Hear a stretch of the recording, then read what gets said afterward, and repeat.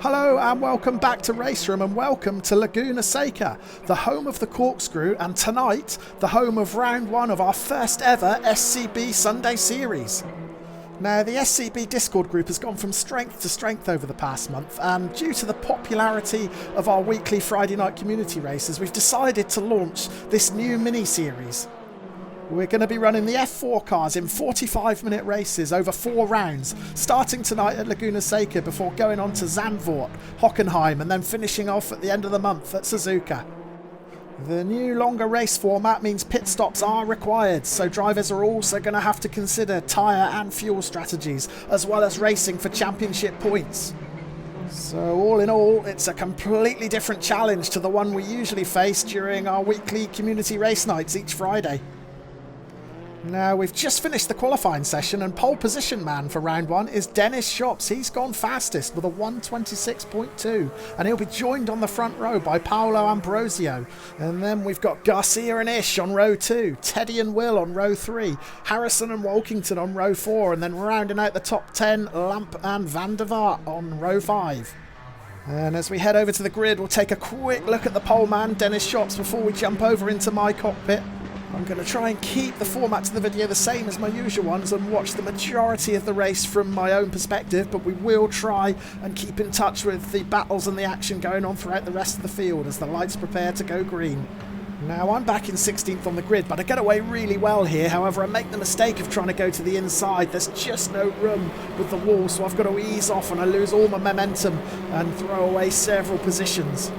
You'll also have noticed a bunch of drive-through penalties being handed out when the lights went green. That's because we have jump starts enabled in SCB races. Now, as I hit turn 1, I just can't hold that inside line and I drift a bit too wide. Unfortunately, that causes a bit of contact with Hal Harrison to my right. Thankfully, no harm was done. Hal was okay, and I actually left a bit of a gap here just in case Hal was still there and wanted to get up the inside, but he didn't. And I managed to get around the first section of corners, holding on to my starting position of 16th.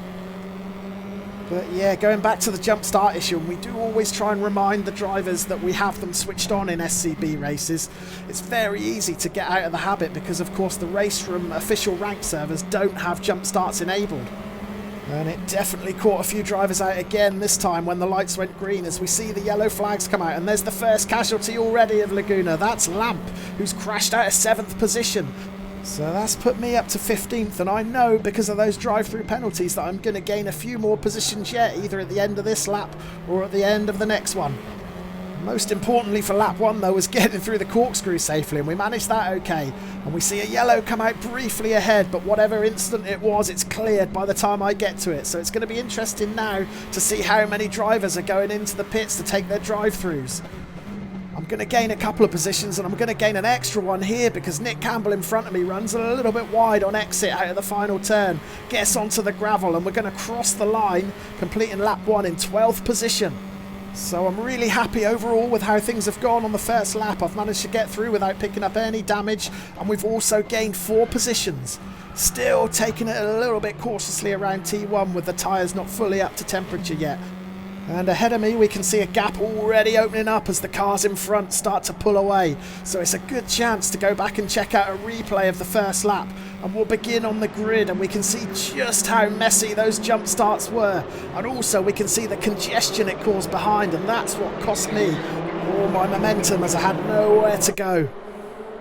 There were no such problems out front though, as the poleman Shops got off to an absolute flyer. He timed his start to perfection to take the whole shot into T1. And just keep an eye behind him, that's Ambrosio tucking it up the inside of Julian Garcia to take 2nd place. But it's Shops who's got the clear track, and he's already pulled away a few car lengths over Ambrosio and Garcia. And then it didn't take long for us to find the first victim of that infamous sausage curb in turn 7. Rudiger Lamp, who'd qualified on 9th, and he got his way up to 7th, just got a bit too much of that inside curb and it threw him out, and he was lucky not to collect anyone else. But back to my race now, and we're a few laps in, so all the drive-through penalties have been taken, and we've moved up to 11th place, but we're going to see the yellow flags come out here. That's Paul Sterling who's crashed out. He was lying in 6th place, and we just managed to get around him before he rejoins the track, so that has put us into the top 10. Just looking at the replay, we can see Sterling as he approaches this right-hander. He just starts to lose the rear, and although he tries to save it, it's too late. He's out onto the gravel, and that sends him into the tyre wall, and he loses a load of positions. At this point, I was pretty happy with my 10th place, but I knew I had to keep concentrating. I was keeping in touch with Lars Hansen ahead of me, but I had Andre Kratochvil right behind me, breathing down my neck. But as we enter the corkscrew for the 5th time, watch Lars ahead of me. He just runs it in a little bit deep and he almost loses it. Manages to keep control, but that gives me the gap I need to run around the outside, and I've got the pace to get around him. That puts me up to 9th place, and immediately I see in my rearview mirror that Hansen is now battling with Kratochvil. So I'm hoping that those two will slow each other down and I can start to break away a bit. However, as we see the yellow flag come out, I make my first big mistake of the race. I carry a bit too much corner speed and it causes the rear to step out. Thankfully, I managed to keep control, but the lost momentum gives Hansen and Kratochvil the chance to get right back past me. But that yellow flag proved to be my saviour. It actually came out just before my mistake when Paul Kirkby span on the exit of the final turn. And because we're running full flag rules in this race, it meant that both Hansen and Kratochvil were ordered to give the position back. They both passed me while the yellow flags were out, so that was really unlucky for them. Let's go back and check out the replay, starting with Hansen's entry into the corkscrew. You can see him running in hot. His rear tyre just clips the gravel and he's lucky not to lose it completely. Does ever so well to keep control, but he has to concede the position. And now he's got Kratochvil for company. But then you can see me just lose a bit of control coming out of the final turn. There's Paul Kirkby's car, and that's what brought the yellow flag out, which was really unlucky for both Hansen and Kratochvil. There's nothing they could have done there. Rejoining the action, and you can see from the leaderboard that Hansen's dropped down a fair bit, but I've still got Kratochvil behind me. But then he makes a mistake in the corkscrew. Just keep an eye on the rear view mirror, gets out of shape and loses control. So now all of a sudden I'm in a comfy 9th position with a bit of breathing room for the first time in the race. As we watch a replay of Kratochvil getting it all wrong on the exit to the corkscrew, clips the wall, and as he tries to rejoin, clips the curb too. Now, once the dust had settled after an incredibly frantic first 15 minutes, I actually found myself in a pretty comfortable 9th position. And 9th soon became 8th when the pit window opened and the first of the drivers ahead of me pulled in to make their stop. But it's at times like these when I'm prone to making my most careless mistakes, and with no pressure at all, I just carry a bit too much speed into this right-hander. The rear steps out and I slide into the concrete wall. Now I get really lucky here, no damage picked up, but I'm worried about reversing onto the track. I know that there are cars coming, so I take it as cautiously as I can, but by the time I get back onto the track, the damage has been done. I've lost 3 places. That's Steenekamp, Kratochvil and Hal Harrison all gone by me. And you can see from the replay what a careless mistake it was. A momentary lapse in concentration that cost me. And with me parked up in a cloud of dust, it seems like a good time to check in with the leaders and see what's happening at the front of the pack. And it's Dennis Shops who took full advantage of that excellent start to really set the pace out front, but he's being chased by Ambrosio in 2nd, Julian Garcia in the blue car in 3rd, and then keep an eye out for the red car behind them. That's Ben Harrison of La Broca Sim Racing. Now, Ben qualified 7th on the grid, but he's worked his way up to 4th, and as you can see here, he's reeled in Julian Garcia in the blue car ahead, and now he's going to be pushing to take that 3rd position. And on the approach to T7, we get another victim of that sausage curb. Julian just tucks it in a bit tight, clips the curb, it sends him wide, and that gives Ben the invitation he needs to tuck it up the inside and claim that 3rd position on the run up to the corkscrew. It's great battling from these guys. Not only are they trying to race each other, but they've also got to deal with lap drivers ahead, and they're doing it really well. And you can see behind Julian there, that's Colin Lawson. He's in 5th place and he's joining in the party now as well. So all of a sudden, we've got a really exciting battle for 3rd place between Harrison, Garcia and Lawson. And as they exit the final turn, it's Garcia who gets it a bit too wide and he runs onto the curb. That gives Lawson the opportunity to make a dart for it up the inside as they power down the start and finish straight. It's Lawson who's got the power to take that 4th position. Garcia drops from 3rd to 5th in the space of a few corners.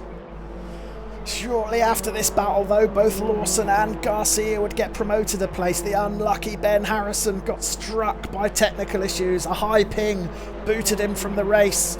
So Wilson moved up to third, Garcia got back to fourth.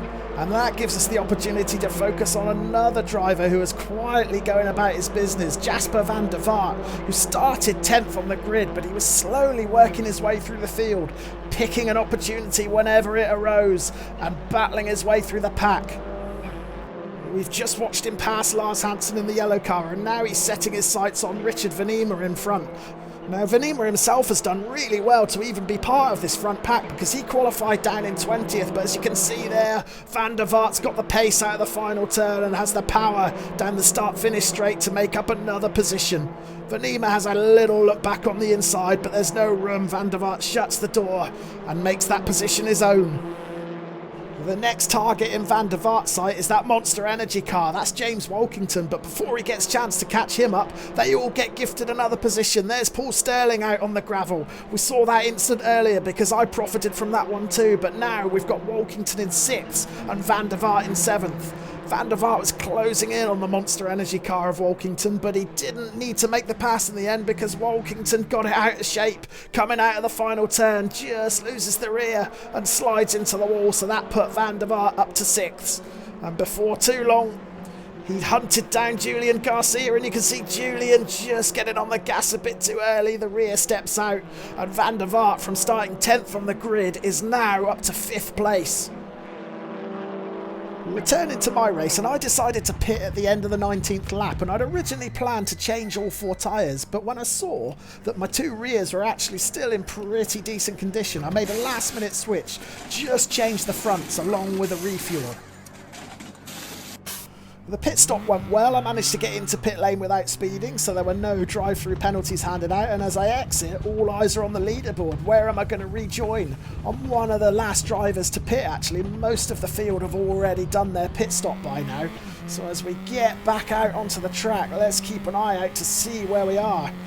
And straight away I can see that I'm going to be rejoining around about the same time as James Wolkington. Now, James was well ahead of me before my pit stop, so I knew that something must have happened.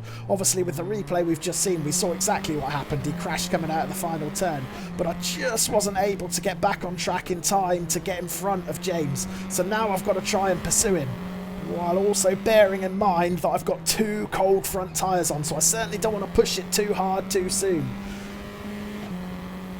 So my plan was to try and stick with James, but he's clearly got more pace than I have, so that proved a little bit too difficult. So instead, I just tried to settle down and get back into a rhythm. Looking at the leaderboard, I can see that there's 2 drivers yet to pit, Andre in 8th, so that will give me at least 1 position back. And then there's Hal Harrison in 7th. He might just be far enough ahead to get in and out still in front of me, but we can still try to push. And as we push, we can see a cloud of smoke up ahead, and Wolkington has lost it into the Corkscrew, and that's going to give us the chance to get 9th position, and it has done. We had the power to get around him before he got back up to full speed.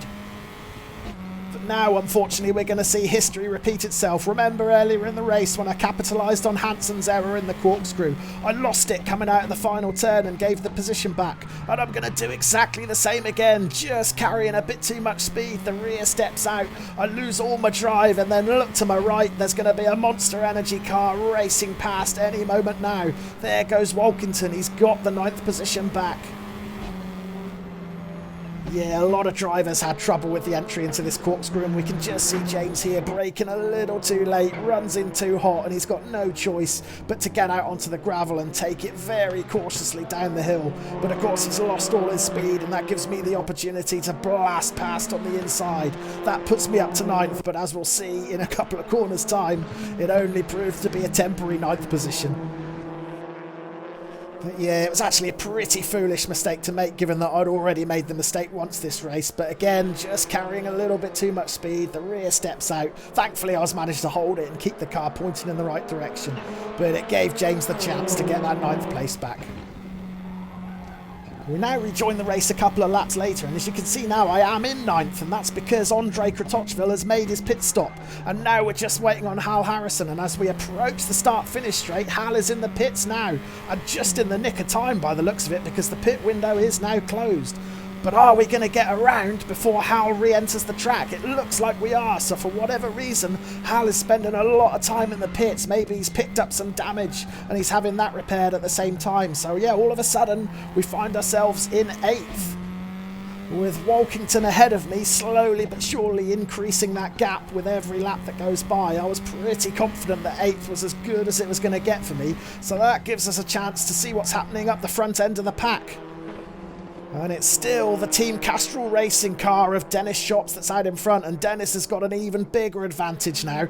He was actually the first of the front runners to take his pit stop. But Dennis drove a flawless race here as we see one of the back markers lose control out of the Corkscrew. But yeah, Dennis was in complete control of this race from the lights going green right the way to the checkered flag. It really was a fantastic all-round performance. Now, the last of the front runners to pit was Colin Lawson. He was leading the race until he came in for his stop. And we'll watch him just exiting the pits now because it'll be interesting to see where he rejoins. The leader Shops and second place man Paolo Ambrosio have already gone past, but is Colin going to get out before Jasper van der Vaart? Keep your eye on the main track. We're going to see Jasper coming into shot. There he is. Colin on the inside coming out of pit lane, but it looks like Jasper's going to have the speed to get around in front of him and take 3rd position. So yeah, Colin rejoins the action in 4th place, a second and a half behind Jasper van der Vaart. Now, another impressive drive that we haven't had chance to praise that much is the one of Paolo Ambrosio in 2nd place. Paolo was setting some incredible lap times and he looked nailed on for a 2nd place finish behind Shops, but sadly when he took his pit stop he had trouble with the pit limiter on exit, got caught speeding and had to do a drive through. We can just see him here getting a bit out of shape as he comes in to do that drive through penalty, but that was to prove really costly for him. He's currently lying in 2nd position, but as he enters pit lane for his drive through penalty, it's going to let Van der Vaart through to take 2nd place, and it's also going to allow Colin Lawson through to take 3rd place. And with the front 4 starting to spread out a bit, it gives us the chance to look a bit further down the field, and there was a really good tussle for 11th place going on between Jason Spooner in the black and gold Finnair car and Lars Hansen in the yellow car behind. Spooner just about holding on to that 11th place at the moment, but he's coming under all kinds of pressure from Hansen, who has a quick look up at the inside on the approach to the Corkscrew, but there's no room there.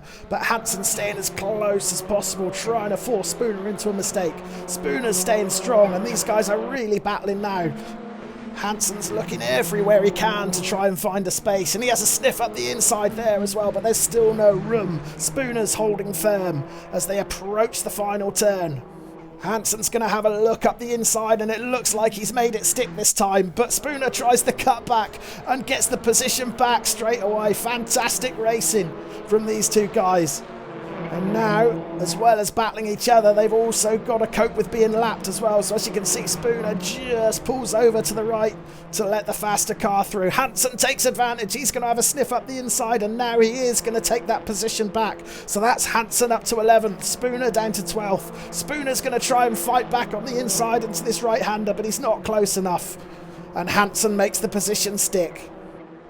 Hansen then managed to gap Spooner over the next couple of laps, and he caught up with Hal Harrison, and as we approach the Corkscrew, Harrison runs in a little deep, and that gives Hansen the chance to get around him for 10th place. That put Harrison down to 11th place, and he's soon going to have company from Spooner. And on the very next lap on the Corkscrew, Harrison again gets a bit out of shape, and that gives Spooner the chance to take 11th. Meanwhile, as the race approached its closing stages, I tried my best to stay with James Walkington, but as you can see from the leaderboard, he's now almost 7 seconds clear of me.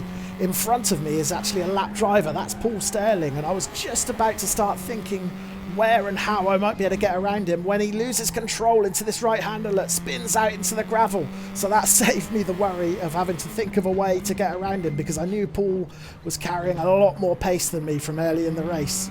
On the subject of being lapped though, you'll have seen the blue flags just come out then, so that's warning me that the leader is closing in on me fast. And I look in my rear view mirror, I can see Dennis Shops right behind me, so now I've got to start thinking about where I might be able to let him past. I'm in quite a comfortable position, and I know that there's a big gap to the next driver behind me, Finney, so I can probably pull over pretty safely, and it doesn't matter if I lose a second or two. So here's a good opportunity just for me to move off the racing line, ease off the gas, and let Shops through. And once he was past me, there was no stopping him for the rest of the race. Shops built an 8-second lead over Van der Vaart and brought it home to win the first round of the SCB Sunday Series at Laguna Seca. It really was a masterful drive from Shops. And it gives him 25 points to top the leaderboard after the first round. And we're going to do it all again next Sunday. Round 2 will be at Zandvoort. So can Shops build on that lead and make it back-to-back wins? Or will he have a battle on his hands from the other drivers like Van der Vaart finishing in second or Colin Lawson finishing in third? And what about Paolo Ambrosio? Although he finished down in 4th off the podium, he did set the fastest lap for the race, so he'll get a bonus point towards his championship standings. But there we can see the winner, Dennis Shops, got a fastest lap time of 1:26.4. And there's the classified result. Shops in first, Van der Vaart in second, Lawson third. So it's been a slightly different video to the ones I normally put out, but I hope you've enjoyed watching it nonetheless. I thought it was worth taking a special look at this one, as it's our first ever SCB Sunday Series race. And Ben, Sven and myself are ever so grateful to all the drivers who've supported this and took part in it. If you didn't take part but you like the look of it and you want to get involved, feel free. I will stick an invite to our Discord group in the description to this video, and we'd love to hear from you. Ability, experience, none of that's important. All we look for is guys who love RaceRoom and want to have a good time driving with mates, so you'd be most welcome. Feel free to join and say hi to us on the Discord. Cheers for now.